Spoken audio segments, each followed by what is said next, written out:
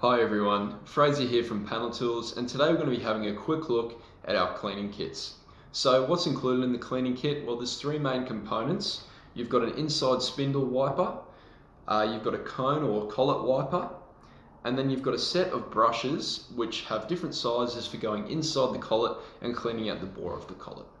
So as you can imagine, when we're putting together our tool, our collet, our chuck, and then putting the chuck into the spindle, there's lots of different contact surfaces that are meeting together on tapers, and they need to be completely accurate in order to ensure that we get the minimum run out and maximum rigidity from our tools. So if there's any dust on any of these surfaces, that can upset the run out.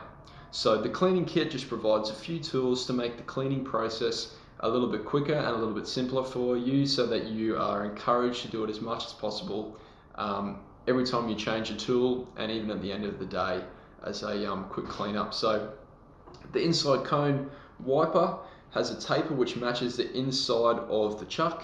It's got these leather pads on there which just absorb and wipe up all the dust inside the tool. You've then got the inside spindle wiper which matches to your chuck taper to go in there and clean any dust from inside the spindle. And then the few different size brushes, they have a range which goes all the way from 0 up to 20 for the ER32 collets.